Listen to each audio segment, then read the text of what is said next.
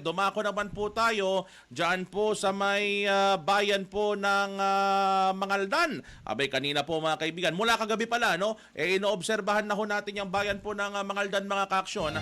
At dyan sa mga nakita ho ninyong picture po na in-upload ho ng Action Radio Team, dyan po sa may barangay Anolid, nagsisitaasan po ng gamit itong mga teacher po ha. Nagsisitaasan na sila mga lamesa ho nila. At kanina, nakuha natin na report sa Anolid, sa mga teacher ho riyan, may parts na ho ng paaralan na halos tuhod na ho yung taas po ng tubig. Nako, tumataas yata ang tubig yan sa lugar niyan. Kamustahin natin mga kaaksyon ang pag-iikot po ni Councilor Aldrin Soriano ng bayan po ng Mangaldan. Councilor Aldrin, kamusta na ho riyan sa bayan po ninyo ngayon? Makasong umaga. Magandang umaga, Action Hikam, at magandang umaga sa lahat ng mga nanonood at nakikinig sa iyong programa ngayon. At naku, sana nasa mabuting kalagayan ka ngayon, Action Hikam, lalo na at medyo matindi yung pag-ulan kanina. Tama po yun, no? Medyo may konting ubo pero kaya naman po para sa paglilingkod. Okay, Councilor, alam ko, aware kayo, nag-iikot-ikot kayo sa bayan ho ng Mangaldan in the recent days, recent hours. Kamusta po yung obserbasyon ho ninyo sa inyong bayan? Ayun, nako, tama ka dyan. Umiikot nga tayo dito para makita natin yung actual situation dito sa mga barangay natin at nakikipag-coordinate din tayo, of course, sa MDRMO natin, sa Municipal Agriculture Office natin, at maging sa Office of the Mayor dahil sila rin yung direktang talagang nagmo-monitor din itong sitwasyon sa iba't ibang barangay natin. At nakakuha nga tayo ng report no, as of 6 a.m. mula doon sa ating MDRRMO na si Sir Rodolfo Corla. Ang affected na barangay dito sa atin ay 6, no? 6 na barangay, pero hindi naman yung buong barangay ayon sa ating MDRM, kundi yung mga ilang bahagi lamang o portions lamang ng barangay ang affected. Particular na dito, yung nasabi mo nga kanina, Barangay Anolid, Barangay Banawang, Barangay Landas, Barangay Bunlag, Barangay Palwa at Barangay Navalwad. Sa kabuuan, Aksunayka, merong 128 individuals o 103 families yung affected doon naman sa iba pang mga barangay. Ayon nga sa estimate ng ating municipal agriculturist, meron ng kabuuang danyo sa agrikultura na aabot sa 5.9 million pesos. Ayon yan sa estimate as of 6 a.m. ngayong araw, July 28, 2023. Habang ayon naman sa ating Municipal Engineering Office ay wala pa ang danyos na inaasahan mula naman sa mga infrastruktura dito sa ating bayan. At gaya ng nasabi mo, maliban doon sa Anolid Elementary School, kung saan 17 classroom yung lubog sa baha doon sa nasabing paaralan, ay maging doon sa ibang paaralan na nasa low-lying areas, particular na dito sa Navalwan Elementary School, kung saan 8 classroom naman ang nabaha. Dahil dito yung mga gamit nila, gaya ng electric fan, Action Hikam, no, ako, nalubog sa baha. Pati yung mga modules at mga libro na gagamitin pa sana ngayong pasukan ay nalubog na rin sa baha. Kaya inaantay pa natin yung ulat mula naman sa mga public schools district supervisors natin kung ano yung mga sitwasyon din sa ibang paaralan. Pero ipagpapatuloy natin mamaya no, yung ating pag-iikot dito sa ating bayan para makita yung actual situation.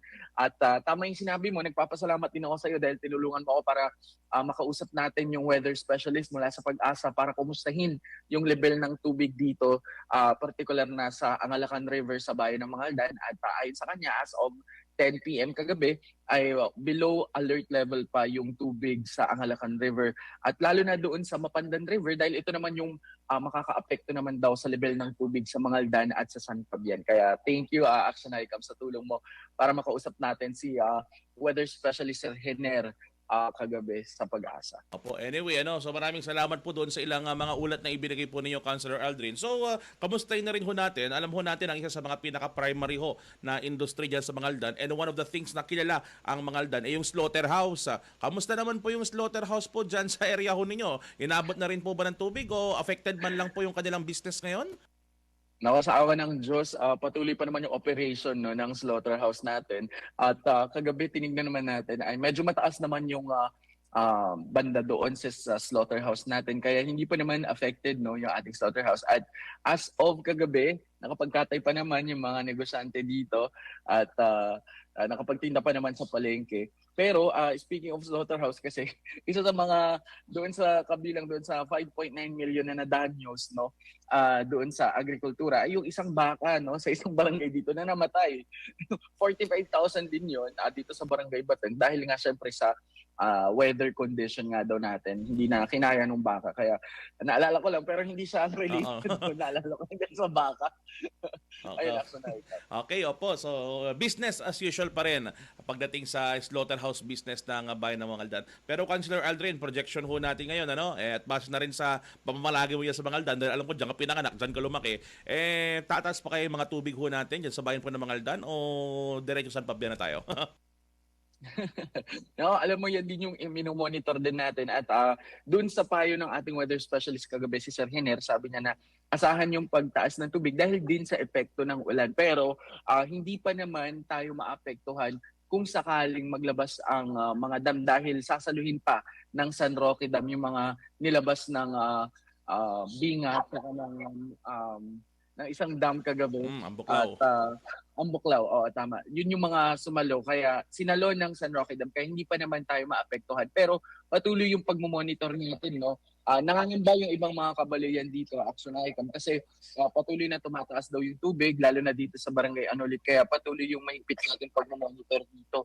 Pero alam mo sa ngayon, dahil mahina naman na yung ulan as of this moment, nakikita ko dito sa labas natin, mahina naman yung ulan, pero ang titingnan lang natin yung magiging epekto, no, nung mga baha galing or tubig ulan na nanggaling naman sa mga highlands, no, gaya na sa Baguio, kasi usually yun yung nakaka-apekto rin dito sa river system din natin na sabi nga ni Sir, kahit na Sir Hiner kagabi, kahit na hindi naglabas ng tubig yung dam, sadyang malakas yung buhos ng ulan kahapon na nagpataas ng level ng tubig sa mga ilog natin. At yun, patuloy din natin i-monitor. Pero as of now, below alert level pa yung mga tubig ng ilog dito sa Mangaldan. Action Icon. Opo. So, Councilor Aldrin, ano, ngayon po, kamusta yung pakikipag-coordinate po ninyo kay Mayor Bonape de Vera Paraino? Napag-uusapan na po ba ng opisina ni Mayor, gayon din ninyo sa Sangguniang Bayan ho ng Mangaldan, na i-declare ang bayan under state of calamity po?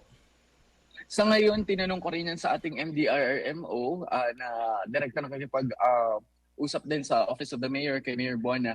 At sabi niya sa ngayon, inaalam pa yung sitwasyon sa ibang mga barangay, pero hindi pa kasi totally flooded yung 6 na barangay na na-mention ko kanina. Portions lang o yung mga zones o purok lang yung nababaha doon. Kaya sa tingin ko, by today, mamaya session namin ay hindi pa siguro ito matatalakay ngayong araw ang pagdedeklara ng state of calamity dito sa bayan ng Mangaldan. Pero ready naman po ang Sangguniang Bayan once na magbigay ng abiso ang ating mayor na kinakailangan magdeklara, ay handa naman po ang Sanggunian na tumugon para mag-declare ng state of calamity. No? Kasi actually, para lang din sa kaalaman ng ating mga nakikinig, mahalaga yung pagdedeklara kung sakali ng state of calamity dahil dito magagamit ng mga barangay at ng munisipyo yung kanilang MDRMM or Disaster Risk Reduction Management Fund, yung calamity fund natin. At ito yung makakatulong sa ating mga kababayan para naman sa mga relief operations, no, ng mga barangay at maging ng munisipyo. Kaya ito yung malaking tulong din na inaasahan ng ating mga kababayan. But right now, ulitin ko, wala pang rekomendasyon ang MDRMO sa pagdedeklara ng state of calamity, pero patuloy tayong nakikipag-coordinate directly kay Mayor Bona sa Office of the Mayor, sa ating MDRMO at sa iba pang mga ahensya ng pamahalaan para tingnan yung pangangailangan, no? At patuloy din yung ating paki-coordinate sa iba't ibang barangay, lalo na sa mga kapitan, dahil kabisado nila yung mga area, yung mga lugar dito na talagang low-lying barangays. At alam mo, dagdag ko lang din, Action Icon, no? Isa sa mga common na problema din dito sa Mangaldan, ayon na rin sa mensahe na natatanggap natin direkta sa ating mga kabalian, ay yung kawalan ng drainage system. Kaya siguro ito ay magandang i-agenda rin ng mga incumbent barangay officials o doon sa mga nagpaplano na tumakbo, no, sa susunod na barangay elections, no, na isama ito sa mga priority projects nila, yung pagkakaroon ng mga drainage canal sa mga inner streets ng mga barangay dahil doon nagkakaroon ng problema pagbabaha, no, dito sa ilang bahagi sa bayan ng Mangaldan. Action Icon. Ayun, magandang mungkahi yan, ano? At sigurado, paparating na rin yung August na pala, susunod na buwan, no? Lapit na. Ling na. Opo. Anyway, Councilor Aldrin, no, kumustahin ko na rin sa pakikipag-dialogue ninyo kay Mayor Bona. May iba ba siyang instructions na ibinigay sa inyo at sa iba pang mga ka-aksyon natin sa bayan po ng Mangaldan? Yes, actually ayun, tama ka dyan, tama rin yung sinabi mo dahil isang health professional si Mayor Bona at isa sa mga tinututukan din ay yung health conditions ng ating mga kabalian. Kaya para sa mga nakikinig, let me take this opportunity, no, lalo na sa ating mga kabalian na na binabaha pa rin sa ngayon, mag-ingat po tayo, proteksyonan po natin yung ating sarili. Kung meron man po kayong sugat sa balat o sugat sa paa, wag po muna kayo sumulong sa baha, no? Dahil maaari tayong magkaroon ng leptospirosis. Nako, mas delikado din po yan. At kaya yun yung pinapaalala at patuloy na binabantayan din ni Mayor Bona bilang isang health professional dito sa bayan ng Mangaldan. At patuloy yung coordination din natin, no.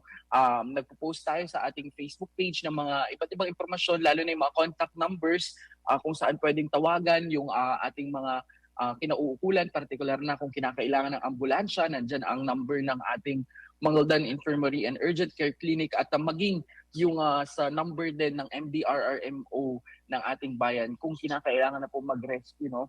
At tama yung sinabi din kanina ng ating naunang bisita sa Kalasyaw, wag na po nating antayin yung first evacuation. Kung sa tingin nyo ay kailangan nyo na pong mag-evacuate o umalis dyan sa inyong lugar dahil delikado na po ang sitwasyon ninyo, ay magpunta na po kayo sa pinakamalapit na rescue center o tumawag po para ma-rescue ng ating mga kinauukulan. At maraming salamat, Action Icam, sa tanong na yun. Consider Aldrin, ihabol ko na rin, ano? May mga na-evacuate na ba tayo dyan sa bayan ng Mangaldan? As of now, as of 6 a.m. kanina, ayon sa ating MDRMO, ay wala pa naman pong na-evacuate, no? Pero kung titingnan mo yung mga mensahe na natatanggap natin kasi sa Facebook Action Icam, ayaw iwanan ng mga ating mga kabalion yung kanilang mga bahay kasi nandun yung mga gamit nila, no? Kaya mas minamabuti po nilang bantayan yung kanilang mga gamit. Pero sabi ko, kung kinakailangan nyo na po talaga mag-evacuate, tawagan lang po yung ating MDRMO kasi mas importante yung buhay natin, no, sa mga ganitong sitwasyon, no? At mamaya babalikan natin yung Barangay Makayog kasi isa rin yun sa mga katabi ng Angalacan River na isa sa mga direktang naaapektuhan pag tumataas yung level ng tubig doon at maging pag may mga baha din. Kaya babalikan natin yon kasi kung naalala mo, nung mga nakaraang bagyo noong 2018, isa yun sa mga affected areas talaga dito, Action Icam. Tama. Okay, Councilor Aldrin, alam ko busy kayo ngayon at mag-iikot-ikot pa kayo sa bayan ng Mangaldan ngayon. Last na lang siguro, baka meron kayong nice na mensahe sa mga tagapakinig at tagapanood natin na taga-Mangaldan. Pakisuyo. Ako, maraming salamat, Action Icam, sa pagkakataon na ito sa ating mga kabalian dito sa Mangaldan. Mag-ingat po tayo at gaya ng sinabi ko kanina, kung hindi po importante yung inyong lakad ay mas mabuting manatili na lamang po tayo sa ating mga bahay at nandito po ang inyong lokal na pamahalaan na pinapangunahan po ng ating alkalde na si Mayor Bona, ang ating mga ahensya, ang MDRMO, ang Municipal Health Office, ang DSWD, MSWD at ang Agriculture at Engineering na nagtatrabaho rin po para masiguro ang kaligtasan ng bawat Mangaldenyo, no? At nakahanda rin po kami sa Sangguniang Bayan na pinamumunuan po ng ating Vice Mayor si Dr. Mark Stephen Mejia.